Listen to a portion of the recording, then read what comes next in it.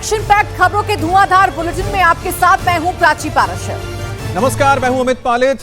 तेवर, एक्शन और breaking news से भरपूर नया बुलेटिन लेकर हाजिर हैं हम अभी यानी आपके शहर की हर बड़ी खबर ताबड़तोड़ अंदाज में आप तक पहुंचेगी अभी। तो आपको दिखाएंगे कैसे शहर शहर एक्टिव है सिलेंडर के जमाखोर, कैसे फैलाया जा रहा है सिलेंडर की किल्लत का शोर। लखनऊ से जौनपुर, बुलंदशहर तक कैसे पड़ी सिलेंडर के जमाखोरों पर रेड। सरकार के 9 साल पूरे होने पर आज क्या कहेंगे योगी। संसद में आज कितना काम, कितना हंगामा, कैसे इजरायल ने ढेर किया आईआरजीसी का सुप्रीम कमांडर लारजीनी और ट्रंप आखिर क्यों है नाटो से इतने खफा। इस वक्त की बड़ी खबर इंदौर से आपको बता दें, जहां गैस सिलेंडर में ब्लास्ट होने से 7 लोगों की मौत हो गई है। बड़ी खबर मध्य प्रदेश के इंदौर से है। मध्य प्रदेश के इंदौर में बड़ा हादसा हुआ है। गैस सिलेंडर में धमाके से 7 लोगों की मौत हो गई। इलेक्ट्रिक कार चार्ज करते समय शॉर्ट सर्किट हुआ, जिसकी वजह से हादसा हुआ। मकान में आग लग गई, 7 लोगों की झुलसकर मौत हो गई है। हादसे की सूचना मिलते ही जिलाधिकारी और पुलिस कमिश्नर समेत कई आला अधिकारी मौके पर पहुंचे। फायर ब्रिगेड की टीमों ने काफी मशक्कत के बाद आग पर काबू पाया। बताया जा रहा है कि घर के अंदर 10 गैस सिलेंडर रखे थे, जो आग की चपेट में आ गए और फिर धमाके शुरू हो गए।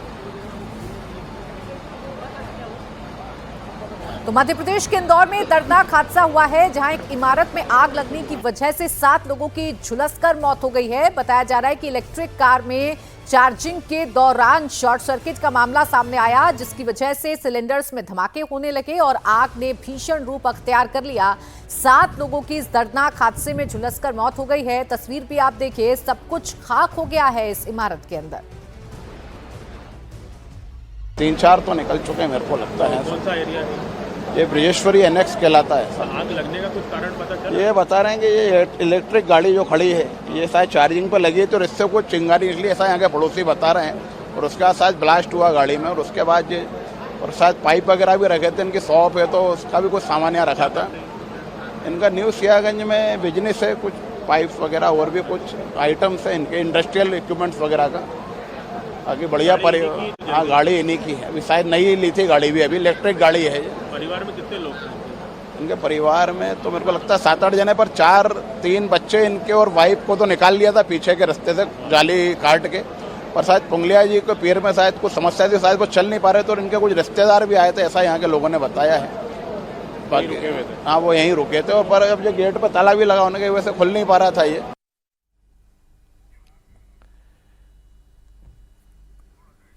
तो ये तस्वीरें देख रहे हैं आप इंदौर की, जहां पर बताया जा रहा है कि एक भीषण हादसा हुआ है आग लगने की वजह से। अब आग कैसे लगी, ये इस गाड़ी को आप देखिए, इलेक्ट्रिक गाड़ी है जिसे चार्ज किया जा रहा था। बताया जा रहा है कि चार्जिंग पॉइंट में कोई गड़बड़ी आई, जिसके बाद शॉर्ट सर्किट हुआ और ये आग कार में लगी, उसके बाद पूरे मकान में फैल गई और उसके बाद इतना बड़ा हादसा हुआ। हमारे साथ हमारे संवाददाता अनुराग अमिताभ जुड़ गए हैं। अनुराग, फिलहाल आपके पास क्या जानकारी मिल रही है, आखिरकार कैसे इतनी बड़ी एक दुर्घटना हो गई?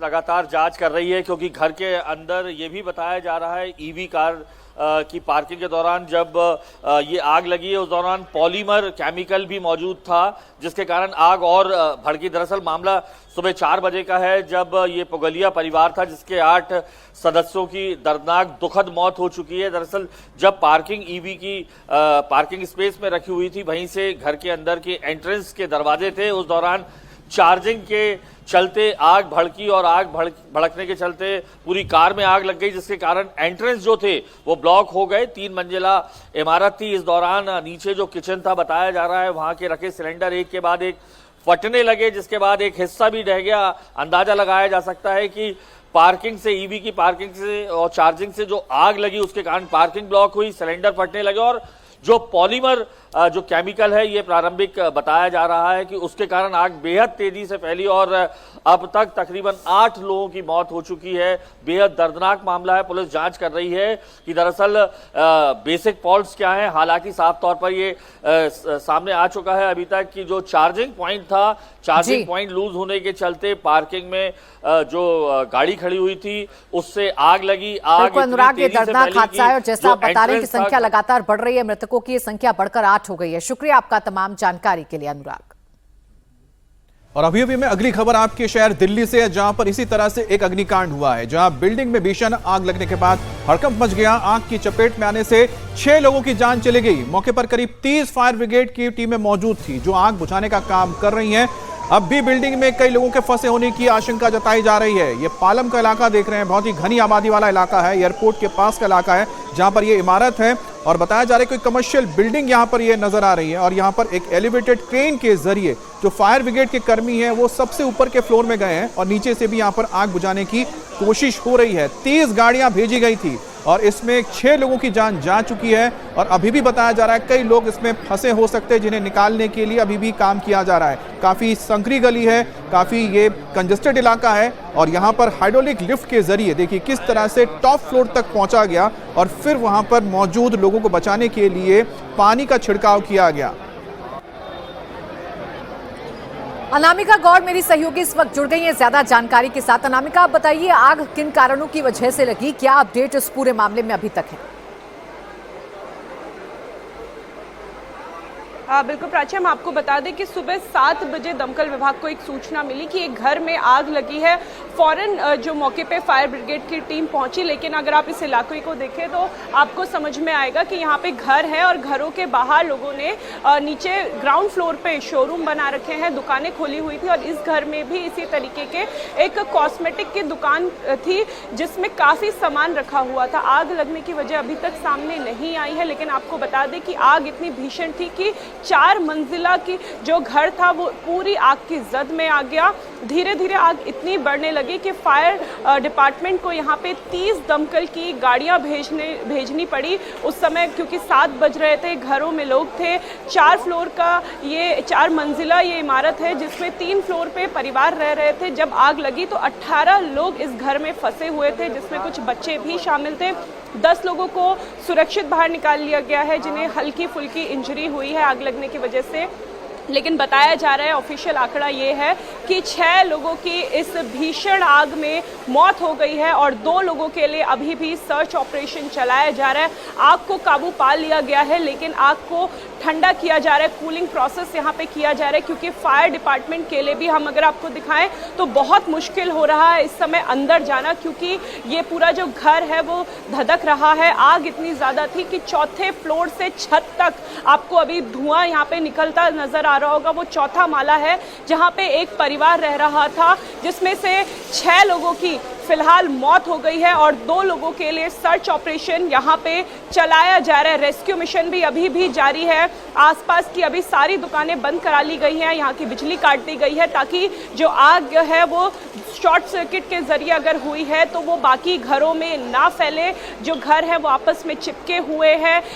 लंबी लंबी इमारतें यहाँ पे है, 4 से 5 मंजिला इमारत के घर आपको आसपास के भी नजर आ रहे होंगे, जहाँ लोग अभी भी हैं। उन लोगों के लिए भी खतरा मंडरा रहा है, क्योंकि जब इस तरीके की आग लगती है तो क्योंकि घर में सिलेंडर थे, बहुत सारी चीजें थी, नीचे केमिकल का सामान था, प्लास्टिक था, जो अगर ब्लास्ट होता है तो ये आग और बढ़ सकती है, धमाका हो सकता है।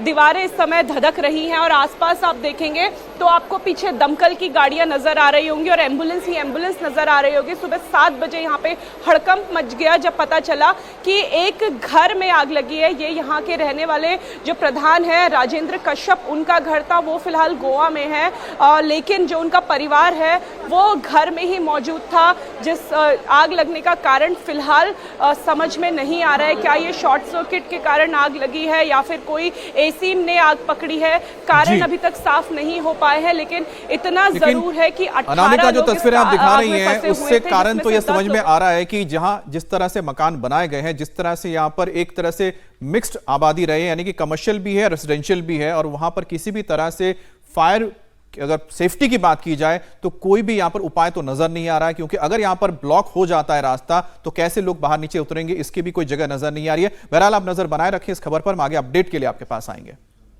और अब खबर सिलेंडर पर मचे घमासान की। एलपीजी सिलेंडर क्राइसिस के बीच योगी सरकार का क्राइसिस मैनेजमेंट देखने को मिल रहा है। पूरे देश में एलपीजी के लिए गैस एजेंसियों के बाहर लोगों की लंबी लंबी लाइनें लगी हुई हैं। इस बीच एलपीजी की कालाबाजारी के खिलाफ योगी सरकार एक्शन में है। यूपी में अब तक 5,813 निरीक्षण और रेड हुई हैं। 4,108 डिस्ट्रीब्यूटर्स पर प्रशासन की नजर है। 86 एफआईआर अब तक दर्ज हुई हैं और 11 लोगों को गिरफ्तार किया जा चुका है। योगी के सख्त आदेश के बाद पूरे राज्य में प्रशासनिक अधिकारी मुस्तैद हैं। 24 घंटे कंट्रोल रूम को एक्टिव रखा गया है। सभी खाद्य आपूर्ति अधिकारियों को फील्ड में जाकर निरीक्षण का आदेश दे दिया गया है। हर रोज यूपी के अलग अलग शहरों में छापेमारी होती है, जिससे गैस की कालाबाजारी करने वालों में हड़कंप मचा हुआ है। कल गोमती नगर की गैस एजेंसी में मजिस्ट्रेट की मौजूदगी में छापा मारा गया था। यहां गैस सिलेंडर्स की गिनती की गई, स्टॉक का मिलान किया गया। तो उधर बुलंदशहर में एसडीएम ने गैस एजेंसी में दबिश दी, यहां से गैस सिलेंडर बरामद हुए हैं। तो वहीं जौनपुर में भी प्रशासन ने एक्शन लिया। यहां एक होटल से 53 सिलेंडर बरामद किए गए हैं। अब यूपी की बात करें तो प्रदेश में अब तक 5,815 जगहों पर निरीक्षण और छापे की कार्रवाई की गई है। कुल 86 एफआईआर दर्ज की गई हैं। 11 लोगों को सिलेंडर कालाबाजारी के मामले में गिरफ्तार भी किया गया है। प्रदेश के 4,108 गैस एजेंसियों के जरिए आपूर्ति की जा रही है। इन पर प्रशासनिक अधिकारियों की नजर है। कंट्रोल रूम से 24 घंटे मॉनिटरिंग भी की जा रही है। खाद्य आपूर्ति अधिकारी ग्राउंड पर मौजूद है। जमाखोरी और कालाबाजारी पर पैनी नजर रखी जा रही है। सिर्फ ओटीपी से ही गैस डिलीवरी की कवायद हो रही है और अवैध स्टॉक पर सरकार की सख्ती से हड़कंप मच गया है। अब एलपीजी सिलेंडर को लेकर दरअसल लोगों में पैनिक है, जिसकी वजह से वो एजेंसी के गोदाम तक पहुंचने लगे हैं। लखनऊ में भी कुछ ऐसा ही मंजर देखने को मिला है। लखनऊ के गोमती नगर में एलपीजी को लेकर छापेमारी की गई। मजिस्ट्रेट और जिला खाद्य आपूर्ति अधिकारी ने एक गैस एजेंसी की निरीक्षण किया। सप्लाई की जानकारी ली गई। साथ ही एजेंसी के बाहर मौजूद लोगों को वापस भेजा गया। यूपी सरकार का सख्त आदेश है कि गैस की सप्लाई सिर्फ और सिर्फ ओटीपी के जरिए ही की जाएगी। लखनऊ का ये खरगापुर इलाका है और ये गोदाम है माँ दुर्गा गैस एजेंसी का। अब यहाँ पे गैस सिलेंडर्स, भरे हुए गैस सिलेंडर्स लेकर एक गाड़ी आई हुई है। हालांकि यहाँ पर एक इन्होंने पोस्टर लगा रखा है कि गैस गोदाम से गैस नहीं दी जाएगी, जिसकी बुकिंग है उसके मोहल्ले में या उसके घर पर ओटीपी द्वारा ही दी जाएगी। कृपया गैस गोदाम पे भीड़ ना लगाएं। लेकिन यहाँ पे लोग आ रहे हैं और लोगों को यही समझाया जा रहा है कि आप अपने घर जाइए, घर में डिलीवरी होगी। अब यहाँ पर पुलिस भी है और पुलिस, क्योंकि कल यहाँ बहुत ज़्यादा भीड़ हो गई थी, यहाँ पुलिस भी है, जिला पूर्ति अधिकारी भी हैं, मजिस्ट्रेट भी हैं और जो गैस एजेंसीज के गोदाम है वहाँ सीधे वो पहुँच रहे हैं। और बहुत ज़्यादा कई जगह लंबी लंबी कतारें भी देखी गई हैं। इस गैस एजेंसी में भी कल बहुत ज़्यादा लोग आ गए थे। इसलिए जितनी गैस एजेंसीज के गोदाम हैं जहाँ से गैस डिस्ट्रीब्यूट होती है वहाँ पर पुलिस लगाई गई है और पुलिस लोगों को ये समझा रही है कि अब गैस की कमी नहीं है, आप घर जाइए और घर में ही गैस मिलेगी। तो इस तरह से यहाँ पर ये गाड़ी एक आई हुई है। 300 से ज़्यादा सिलेंडर्स ये घरों में भेज चुके हैं और इनका कहना है कि अब गैस की कमी नहीं है और आने वाले 2-3 दिन में गैस जैसे पहले मिलती थी वैसे ही मिलने लगेगी। और अभी करीब शहर की अगर बात करें लखनऊ की, तो यहाँ पे 80% जितनी गैस की खपत है, 80% गैस के सिलेंडर्स आ रहे हैं और ये हालात अगले 1-2 दिन में और सुधरेंगे। तो गोमती नगर के खरगापुर में गैस एजेंसी में मजिस्ट्रेट खुद पहुंचे। खाद्य आपूर्ति अधिकारी भी मौजूद थे। इस दौरान एजेंसी के मालिक से स्टॉक की जानकारी ली गई। हमारी सहयोगी रुचि कुमार ने जीएसओ विजय प्रताप और गैस एजेंसी के मैनेजर से बात की है। जिला पूर्ति अधिकारी भी हैं, मजिस्ट्रेट भी हैं। जिला पूर्ति अधिकारी से हम बात करते हैं। अब क्या हालात हैं लखनऊ की अगर हम बात करें? मैम, हम लोगों का प्रयास ये है कि गोदाम पर उपभोक्ताओं की भीड़ न लगे। हम स्मूथली उनके घर पर उनके द्वारा जो ओटीपी जनरेट की गई है और जो व्यवस्था हमारे जिलाधिकारी महोदय द्वारा बनाई गई है उसका अनुपालन करा रहे हैं हम लोग। और जिलाधिकारी महोदय का निर्देश है कि सारे उपभोक्ताओं के बताया जाए वो अपनी बुकिंग करें और उनको बुकिंग उनके घर पर डीएसी नंबर के आधार पर ही दी जाएगी।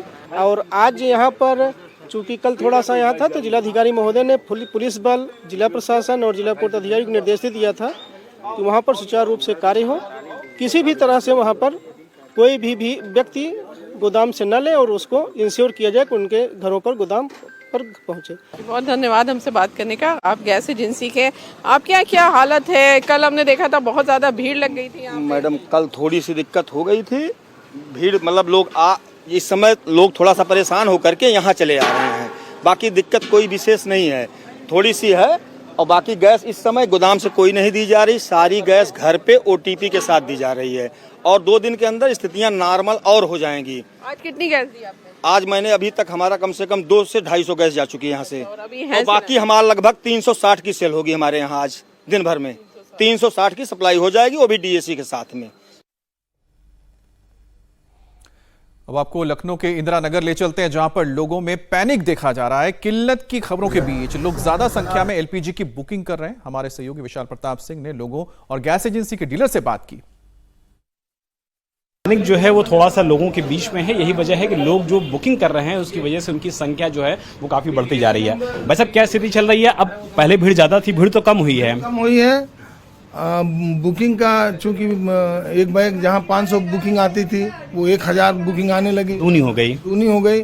तो प्रेशर ज्यादा है बुकिंग पे, इसलिए जो सर्वर है बुकिंग वाला वो थोड़ा डिस्टर्ब है। रात में जो लोग बुक कर रहे हैं उनकी बुकिंग आसानी से हो जा रही है। लेकिन लोगों को गैस मिल जा रही है जिनकी नंबर प्रॉपरली मिल रही, प्रॉपरली बुक हो रही है, गैस आ भी रही प्लांट से, ऐसा नहीं है। लेकिन चूंकि डिमांड और सप्लाई का रेशियो बिगड़ गया है, इसलिए डबल हो गया है।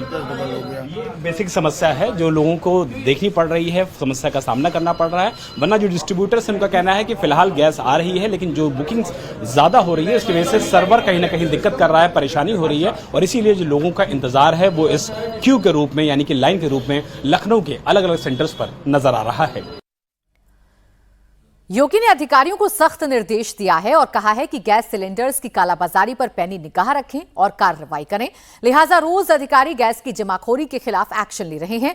आपको 3 शहरों में हुई कार्रवाइयों के बारे में बताते हैं। लखनऊ के गोमती नगर में गैस एजेंसी का जायजा लिया गया, जहां मजिस्ट्रेट और DSO ने जाकर एजेंसी में हालात की जानकारी ली। इस दौरान सख्त आदेश दिया गया कि सिर्फ ऑनलाइन बुकिंग के जरिए ही सप्लाई की जाए।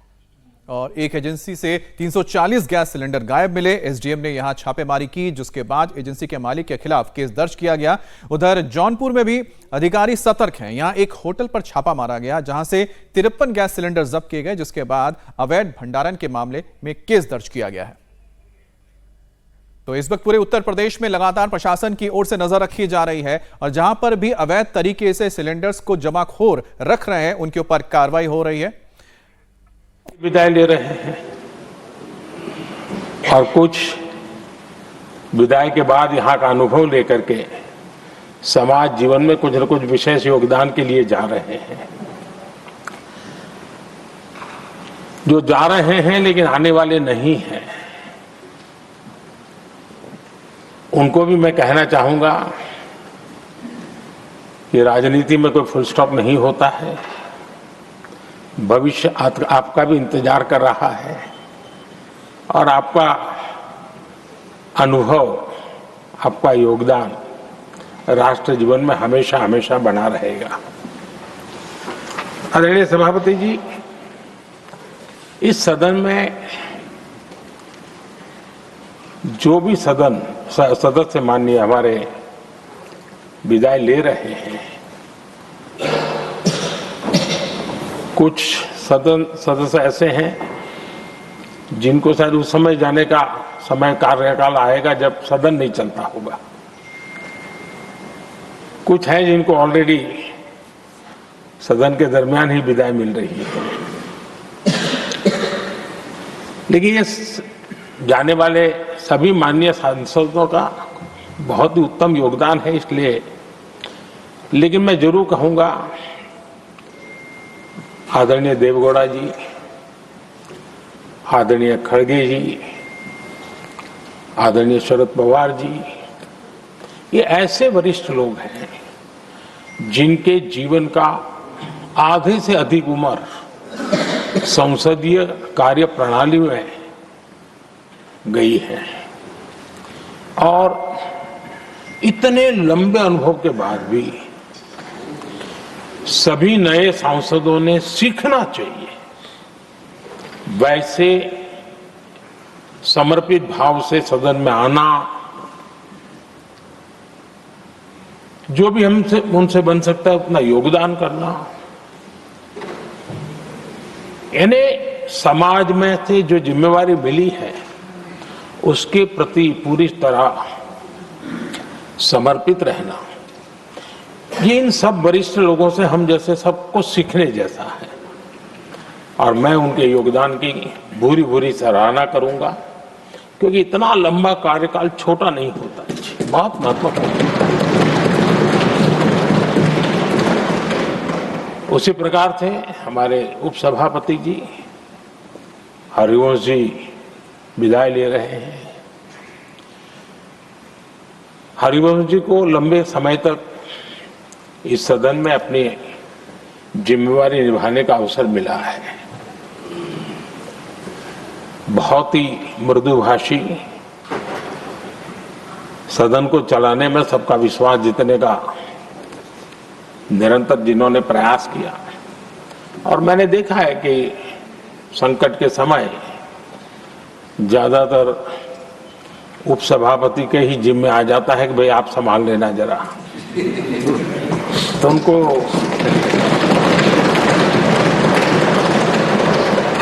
एक लंबा एक्सपीरियंस होता है, सबको जान भी लेते हैं, भली बात ही जान लेते हैं, लेकिन उनका भी योगदान। और जब भी, और मैंने देखा कि जब सदन का समय नहीं होता है तो देश के कोने में कहीं न कहीं वो यूथ के साथ मिलना जुलना, देश की परिस्थितियों के संबंध में उनको अवगत कराना, उनमें एक देश के प्रति संवेदनाएं पैदा करने का वो निरंतर काम। वे कलम के धनी तो है ही हैं, लेकिन कर्म कठोर के नाते भी मैं कहूंगा कि उन्होंने भारत के हर कोने में जाकर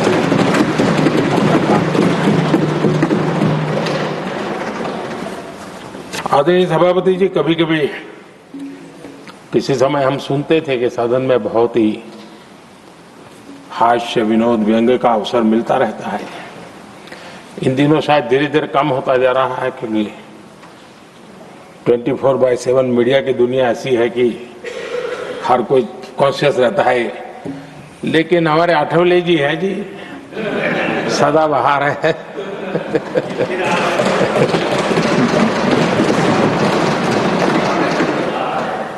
आठवले जी जा रहे हैं, लेकिन यहाँ पर किसी को खोट महसूस नहीं होगी, वो व्यंग्य विनोद भरपूर परोसते रहेंगे, जब ये पूरा भरोसा है। आदरणीय सभापति जी, सदन में से हर 2 साल के अंतराल के बाद एक बड़ा समूह हमारे बीच से जाता है, लेकिन ये ऐसी व्यवस्था है कि जो नया समूह आता है उनको बाकी जो लंबे समय से 4 साल से बैठे हुए साथी हैं, अनुभव है, नए लोगों को तुरंत उनसे कुछ न कुछ सीखने का अवसर मिलता है। और इसलिए एक प्रकार से यहाँ की जो विरासत है वो कंटिन्यू प्रोसेस हमेशा रहती है, ये बहुत बड़ा लाभ होता है। मुझे पक्का विश्वास है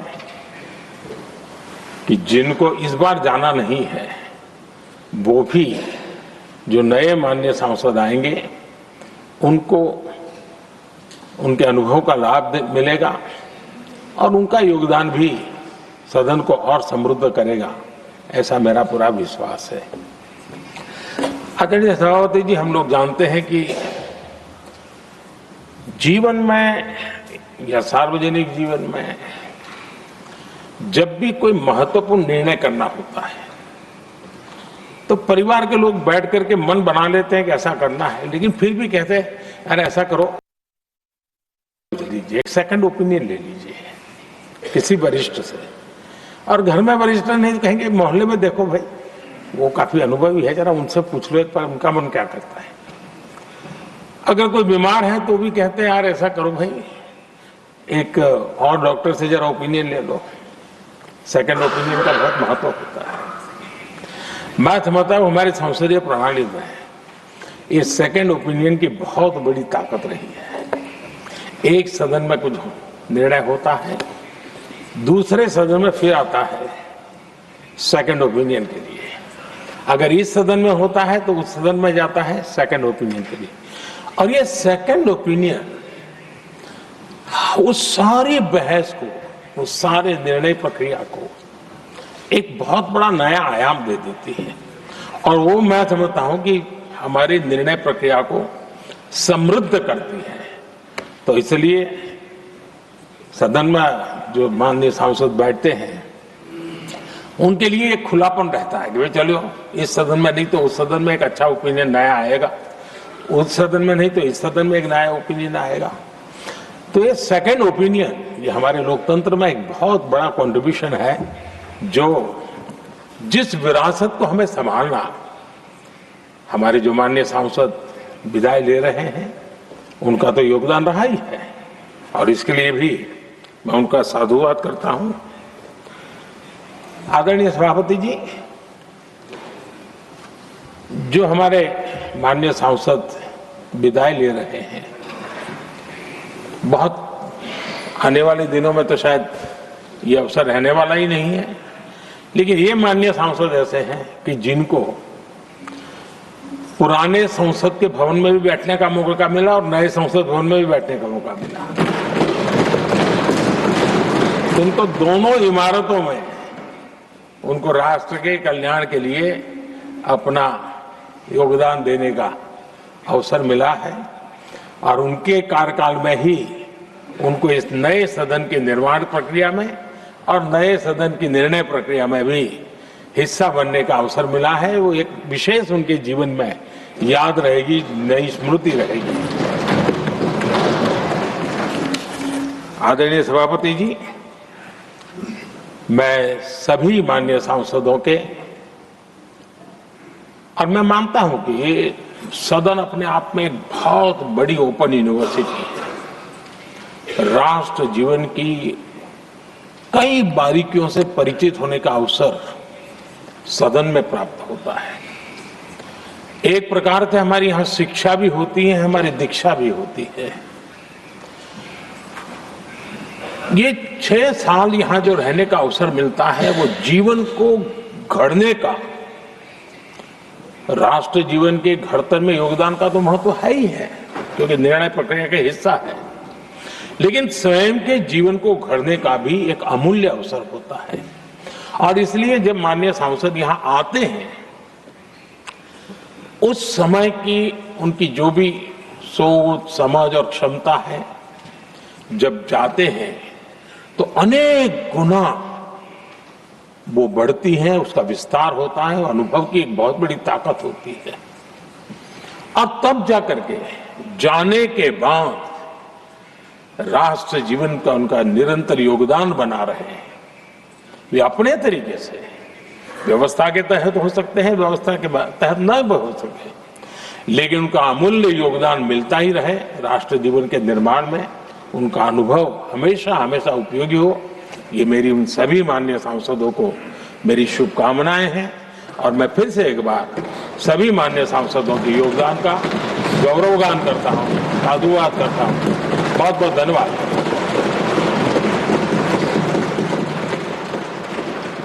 Now, Honorable Leader of the Opposition.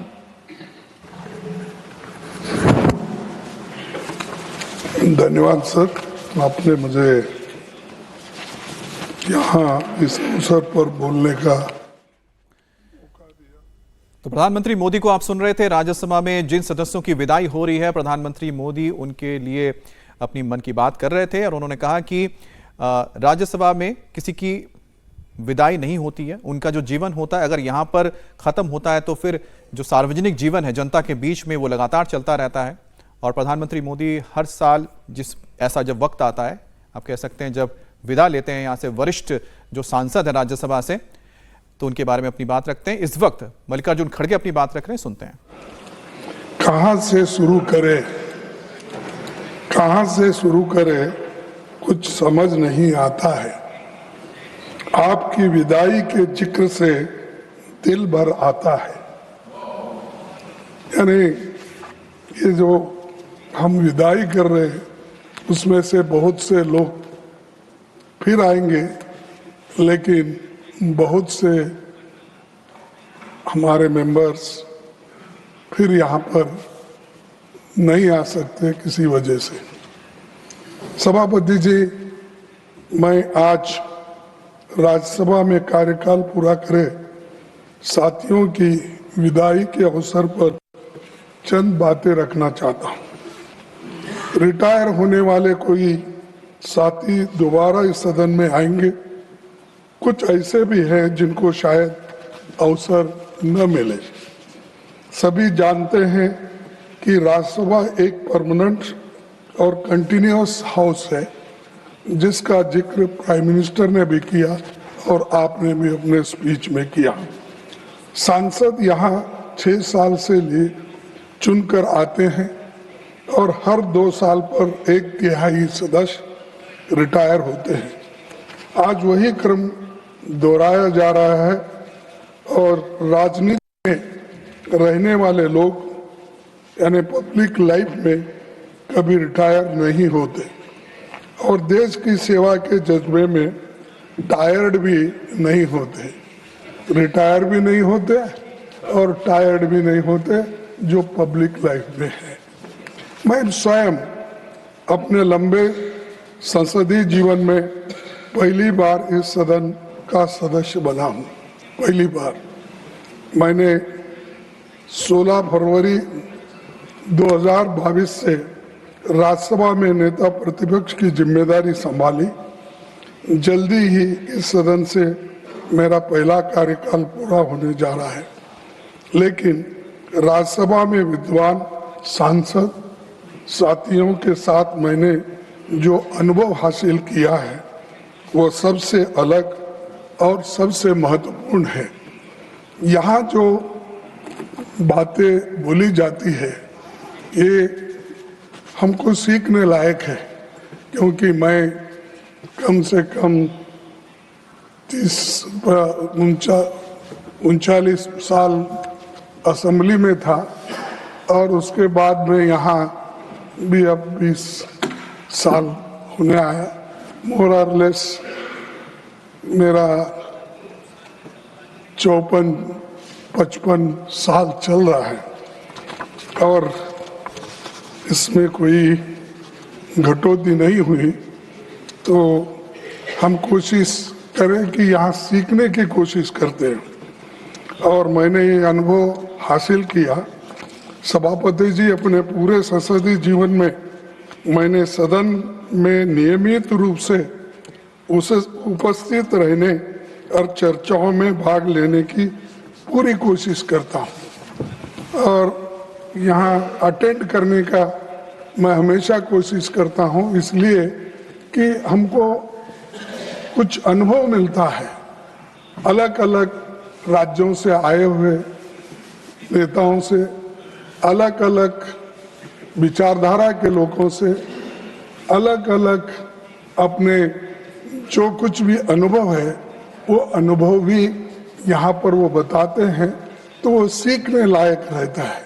और मैं हालांकि 54 साल मुझे कंप्लीट हो गए तो भी मुझे सीखने की जरूरत पड़ती है। इसलिए पड़ती है कि हर आदमी संपूर्ण ज्ञानी नहीं होता है, उसका ज्ञान उसी वक्त बढ़ता है जैसा वो पढ़ते जाता है, जैसा वो सुने जाता है, सीखे जाता है, तभी उसका और भी ज्ञान बढ़ते रहता है। अपनी जिम्मेदारी निभाने के साथ सभी पक्षों की बातों को सुनना, अच्छी बातों को सीखकर व्यवहार में लाने का प्रयास मैं लगातार करता रहा हूँ। उच्च सदन में मेरा बहुत सा खट्टा मीठा अनुभव रहा है। मैं इस मत का हूँ कि इस सदन को और अधिक सार्थक बनाने के लिए बहुत कुछ नए प्रयासों की जरूरत है, ताकि उच्च सदन समाज को और देश को बेहतर संदेश दे सकते हैं, मार्गदर्शन कर सकते हैं। मैं सबसे पहले श्री एच.डी. देवेगौड़ा जी नहीं है, वो तो वहाँ उपस्थित थे लेकिन यहाँ नहीं है, तो एच.डी. देवेगौड़ा जी का उल्लेख करना चाहूँगा। वे प्रधानमंत्री और कई पदों पर रहे। मैं देवेगौड़ा को बहुत दिन से 54 साल से जानता हूँ। उनके साथ ही मैं काम किया, लेकिन क्या हुआ मुझे मालूम नहीं। वो तो प्रेम हमारे साथ किए, मोहब्बत हमारे साथ, शादी मोदी साहब के साथ की। ये रिसेंटली हुआ, तो आप ऐसा माने मुझे मालूम नहीं है। सर शरद पवार जी एक राष्ट्रीय नेता है, उनके साथ भी हमारा दशकों का जुड़ाव रहा है। मुझे खुशी है कि वे दोबारा इस सदन का मार्गदर्शन करेंगे।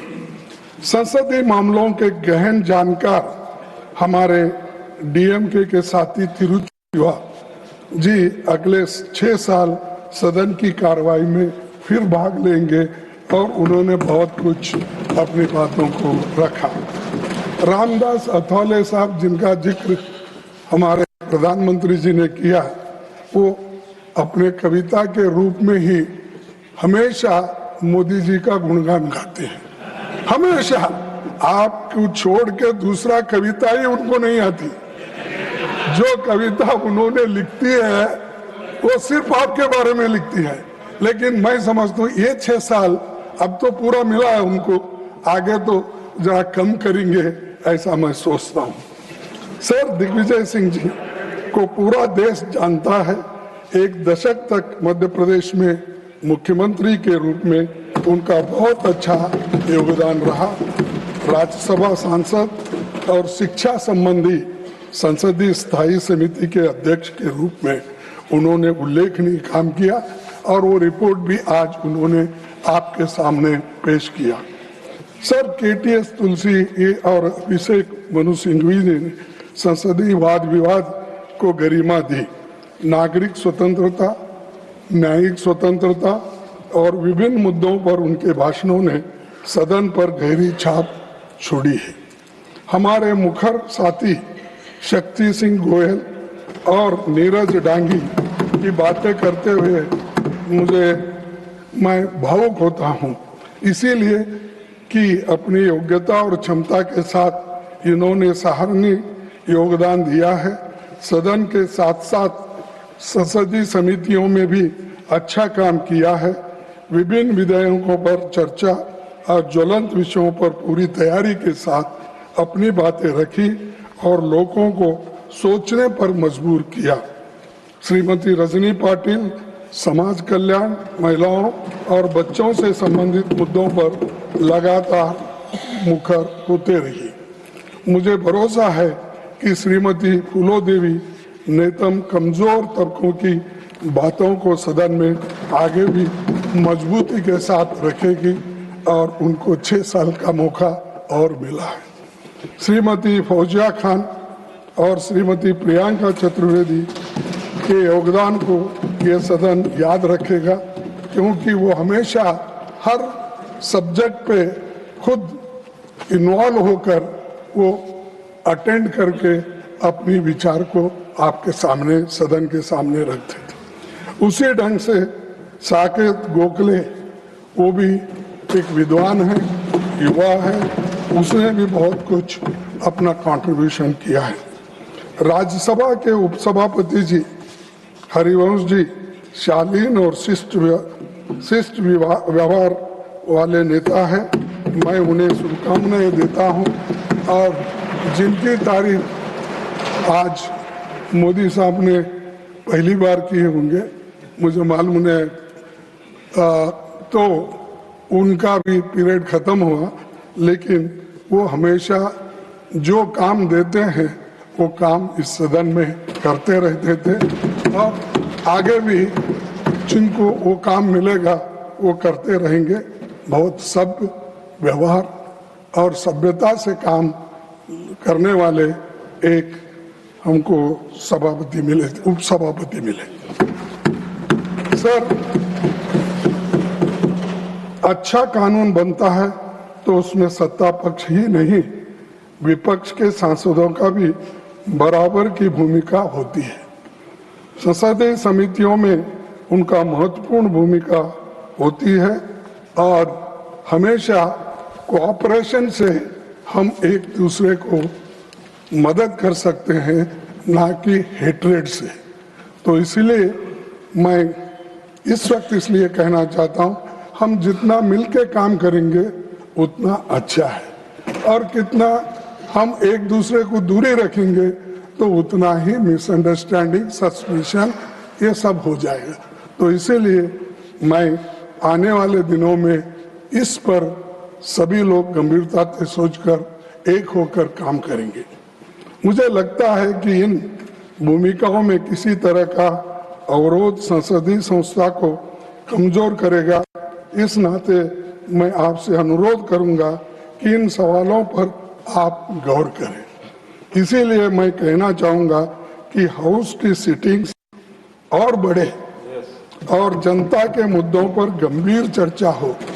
प्राइम मिनिस्टर भी यहाँ है, मैं उनसे निवेदन करूंगा कि बहुत दिन लंबा सेशन चलने से डिस्कशंस अच्छे होते, कहीं इम्पोर्टेंट बिल को हम कम समय देते हैं और कहीं और भी अब चंद बिल को या चंद कार्यक्रम को हम 4 घंटे 8 घंटे और चंद बिल को हम 2 दिन 3 दिन देते हैं।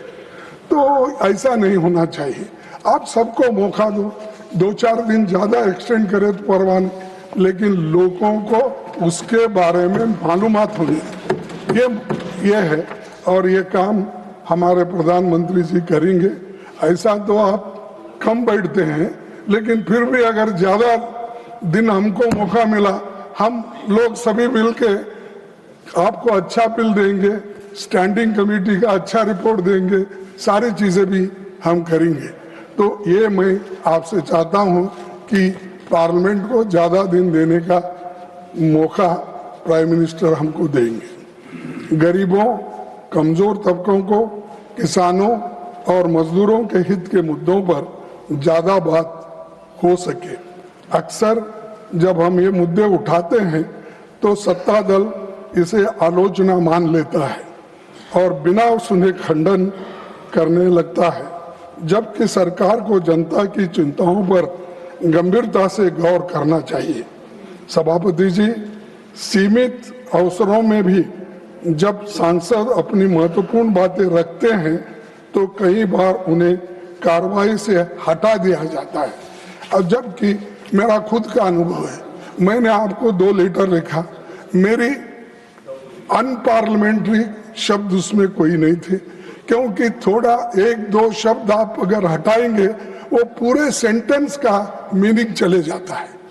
तो इसीलिए आप इसको गंभीरता से लो, क्योंकि सडनली इसको हटाओ, उसको हटाओ, ये शब्द को हटाओ, ये सेंटेंस हटाओ, तो इससे बहुत बड़ा नुकसान डिबेट का ही नहीं, आने वाले जो लोग हमारे प्रोसीडिंग्स पढ़ेंगे वो कहेंगे ये क्या अपोजिशन लीडर ने बात किया, जो मीनिंगलेस ये बात होती है।